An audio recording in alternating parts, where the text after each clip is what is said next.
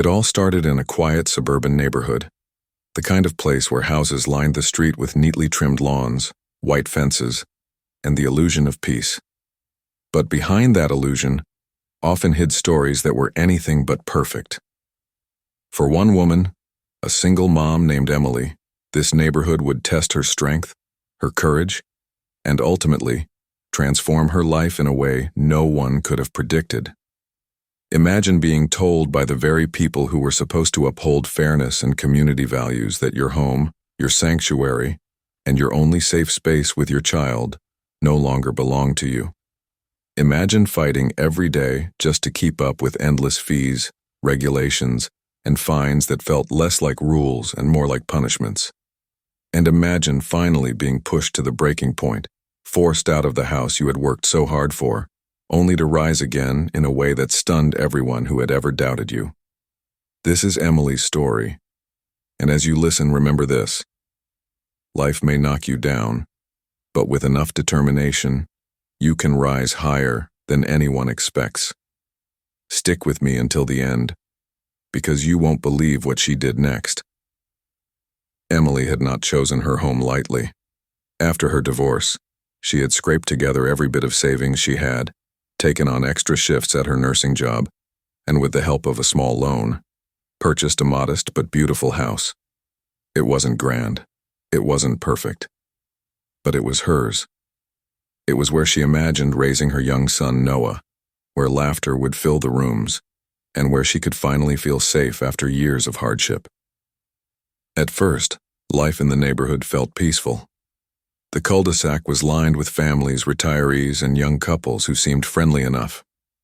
Emily worked long hours, often coming home exhausted, but every evening when she pulled into the driveway and saw Noah playing in the yard, her heart swelled with pride. Little did she know, storm clouds were already forming in the background. The Homeowners Association, or HOA as it was known, was notorious in that community for its strict rules and relentless enforcement. At first, Emily thought little of it. She received the newsletters, the occasional notice about keeping lawns trimmed, and the reminders about trash bins. It all seemed manageable. Until the fines started. The first one arrived after a particularly difficult month at work. Noah had fallen ill. Emily had spent nights at his bedside, and between her long shifts and caring for her son, she had let the grass grow longer than usual. When she opened the mailbox and saw the bright red lettering on the envelope, "Violation Notice," her stomach sank. The letter claimed her lawn had exceeded the community standard height by 2 inches. The fine was $200. Emily shook her head in disbelief. 2 inches? Surely they could understand the situation. She called the HOA office immediately, explaining about Noah's illness and promising to cut the grass that very evening. The woman on the phone was polite but firm. The fine stood. Rules were rules. That was the beginning. Over the next several months, Emily seemed to live under a magnifying glass. If her trash bin lingered on the curb for more than a day, there was a fine. If a flower bed had weeds, there was a fine. When Noah left his bike in the driveway, another notice appeared. The HOA seemed determined to break her spirit, to make her feel unwelcome. Each new envelope in the mailbox filled her with dread. The fines piled up, and soon Emily found herself behind on payments. She cut back on expenses, worked extra shifts, and tried everything to catch up. But it was like trying to hold back a flood with bare hands. Worse, the HOA fees themselves began to rise, and the penalties for late payments grew harsher. Emily's once safe haven now felt like a trap. Friends suggested she fight back, but she was exhausted.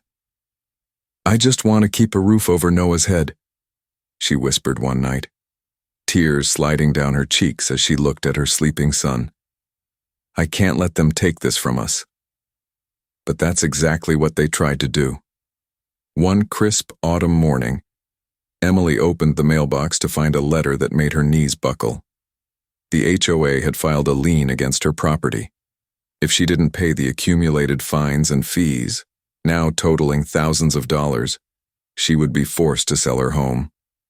It felt like a nightmare, She had worked so hard, sacrificed so much, and now strangers with clipboards and cold rules threatened to take it all away. For days, Emily walked through her home in a daze. She touched the wall she had painted, the kitchen where she had taught Noah to bake cookies, the living room where they had watched movies under a shared blanket. Every corner held a memory. "How can they take this from us?" she murmured. Noah, wise beyond his years, looked up at her with steady eyes. "Mom, we'll be okay.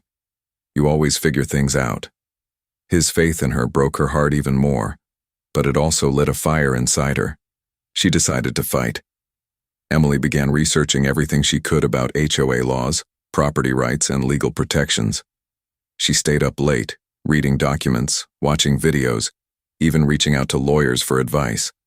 Most told her the same thing. Fighting the HOA was an uphill battle. But Emily wasn't ready to give up. She showed up at the next HOA meeting, standing nervously in front of the board. Her voice trembled at first, but as she spoke about the unfairness, about being targeted, about being a single mom trying to survive, her courage grew. Some neighbors looked uncomfortable, others avoided her gaze. And the board? They listened with blank expressions, nodding politely, before dismissing her concerns with a simple, "Rules are rules." The humiliation stung, but it also strengthened her resolve. Over the next few weeks, Emily tried everything she could to negotiate, to plead for more time, to explain her situation. But the HOA remained unmoved. The final notice arrived on a gray December morning. Her home would be auctioned. With no other choice, Emily packed up her belongings. She sold what she could, stored away the rest, and with tears streaming down her face, she and Noah left the house they had once called their forever home. But this is not where her story ends. No, this was only the beginning. Because what Emily did next turned her pain into power, and her loss into an opportunity so extraordinary that the very people who had once forced her out would one day look at her with awe, and maybe even regret. And if you want to know how a single mom who lost everything turned the tables so completely that she ended up owning the entire street, you'll need to stay with me because the next part of this story will leave you stunned. CTA. If you've ever felt pushed down, underestimated, or cornered by unfair rules, then keep listening, because Emily's journey is about to prove that even in our darkest hours, the seeds of victory are being planted. When Emily and Noah drove away from their little house for the last time, the silence in the car was heavy. Noah sat in the back seat clutching his stuffed bear, staring out the window as the neighborhood they once called home grew smaller in the rearview mirror. Emily's hands gripped the steering wheel until her knuckles turned white. She had lost everything, or at least that's how it felt in that moment. But life has a strange way of planting new beginnings in the soil of endings, and Emily's journey was far from over. For weeks, Emily and Noah stayed with a close friend. The guest room was small, but it was warm and safe. Emily worked longer shifts at the hospital, pushing through exhaustion, determined to rebuild their lives. Every night when Noah drifted to sleep, she sat at the kitchen table with her laptop researching real estate, property auctions, and investment opportunities. What began as a desperate attempt to understand how she had lost her home turned into something else entirely. A spark of curiosity, a hunger for knowledge. She discovered story after story of people who had bought foreclosed properties for a fraction of their value, renovated them, and sold them for profit. At first, she shook her head, dismissing the idea. She was a nurse, not a businesswoman. But the more she read, the more something inside her stirred. Why not me? She thought. Why can't I learn?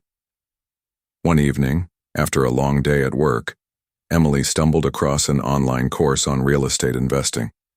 The price made her hesitate. She barely had enough money to cover daily expenses, let alone pay for a course. But then she remembered the HOA board sitting across from her at that meeting, their blank expressions, their cold words. Rules are rules. Something inside her hardened. She pulled out her credit card and signed up. The weeks that followed were grueling. Emily studied late into the night, learning about foreclosure laws, property auctions, and rental income. She watched videos, joined forums, and reached out to mentors. She absorbed every bit of information she could, and slowly, a new confidence began to grow. The first opportunity came sooner than she expected. A small, run-down duplex was being auctioned downtown. Emily's heart raced as she sat in the crowded room, clutching her bidder's card.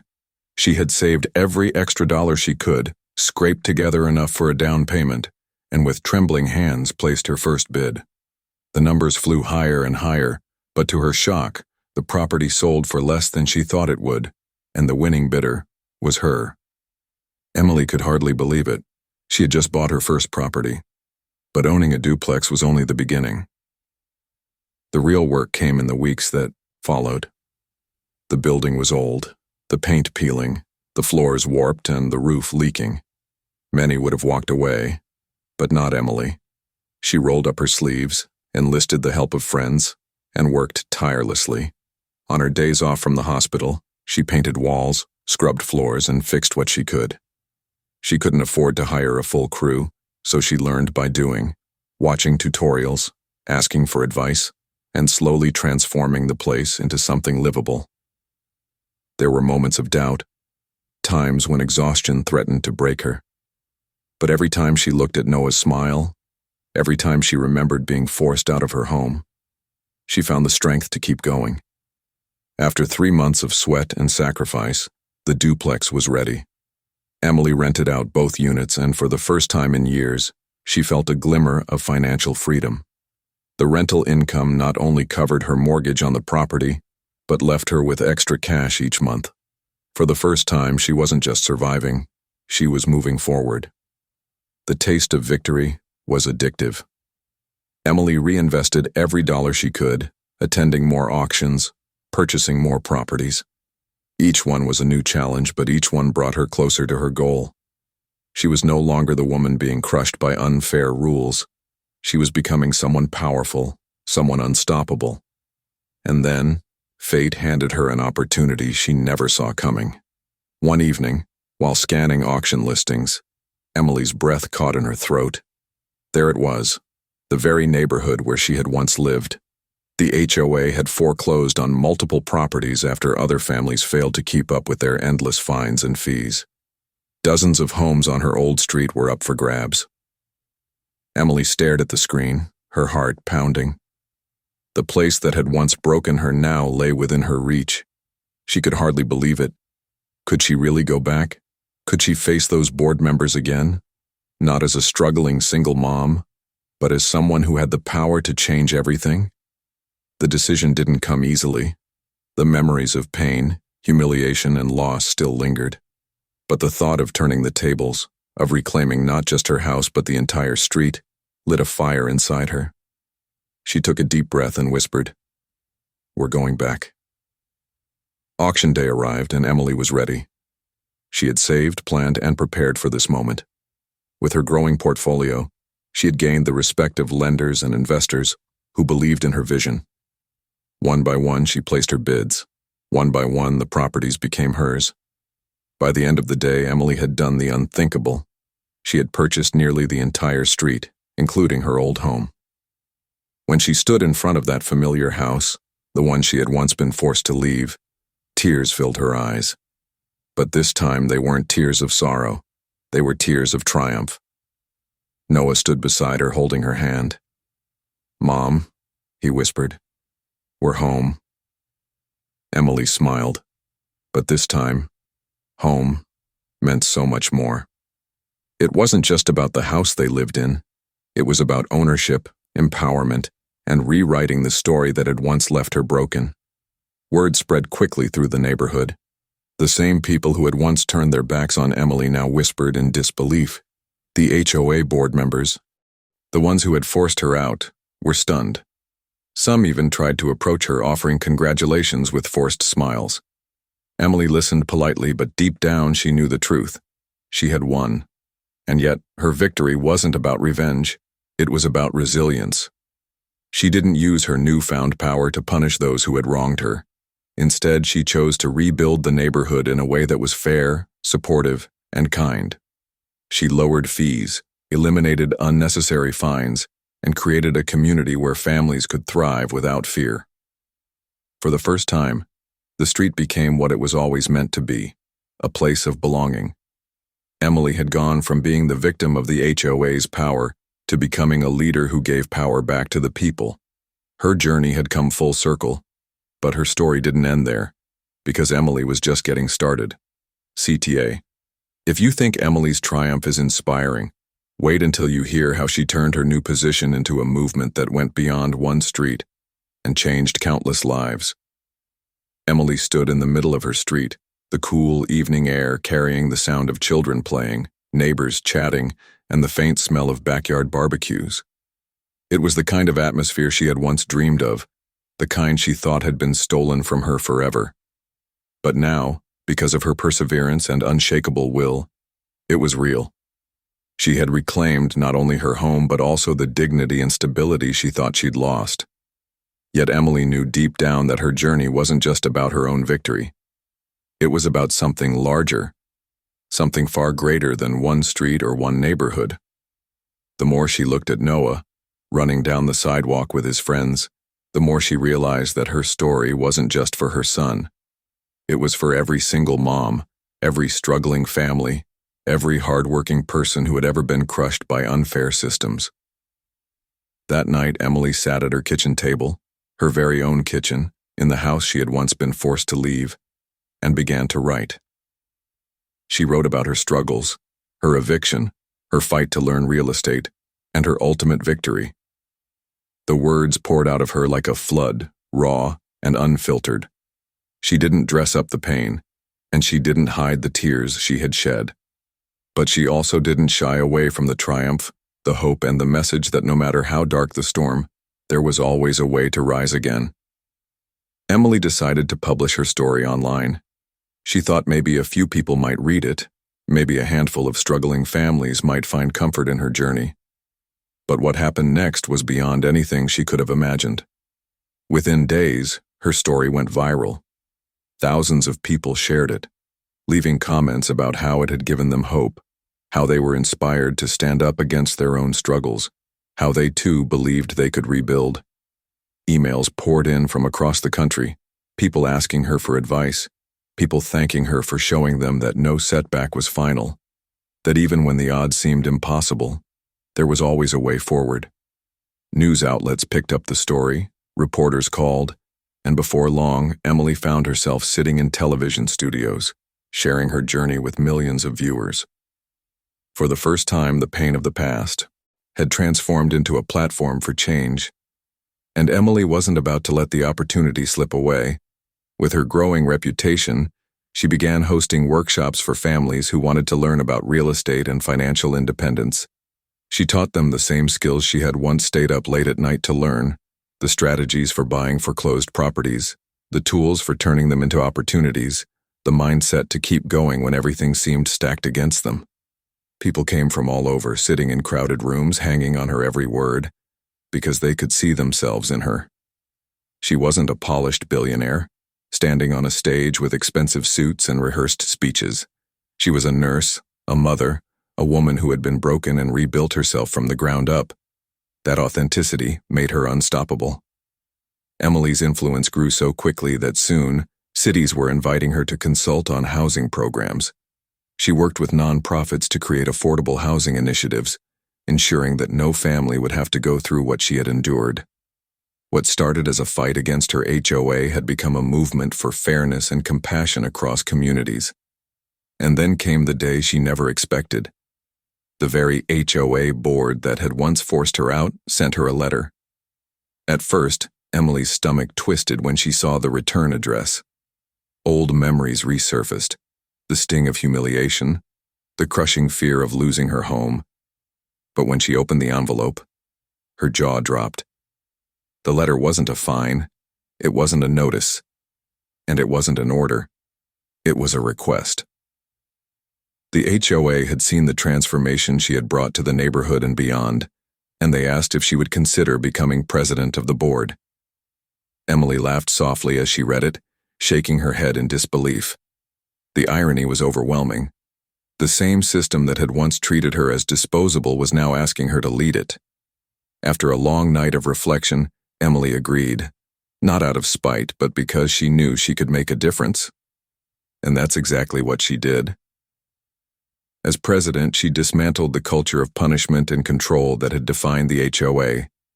She replaced it with policies of fairness, understanding, and support. Instead of crushing families with fines, she created programs to help them with lawn care, repairs, and financial struggles. Instead of pushing people out, she built a system that helped them stay in their homes. The neighborhood flourished like never before. Families who had once lived in fear now felt pride and joy in where they lived. Emily's leadership transformed not just her street, but every life it touched. For Noah, the transformation was deeply personal. He no longer carried the sadness of being forced out of his childhood home. Instead, he carried the pride of knowing his mother had turned their pain into purpose. He would grow up not remembering the day they left, but the day they returned, and the strength it took to make that possible. Years later, Emily stood on her porch, watching the sunset paint the sky in shades of gold and pink. Her street buzzed with life, children's laughter ringing out, neighbors waving at one another with genuine warmth. Emily's heart swelled as she thought about the journey that had brought her here. She had lost her home, but in losing it, she had found her purpose. She had discovered that sometimes the hardest battles aren't meant to destroy us. They're meant to transform us into something greater.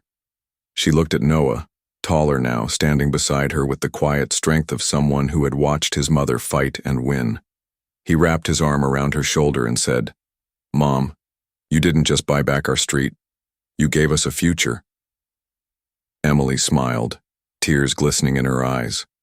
Her fight had begun as a battle against injustice, but it had become a legacy of resilience, empowerment, and hope. And that legacy would live on, not just on her street, but in every person she had inspired, every family she had helped, and every community she had touched. CTA. If Emily's story has moved you, remember this. Your challenges do not define you, but your response to them does. No matter what obstacles you face, you have the power to rise, to rebuild, and to create a future brighter than you ever imagined.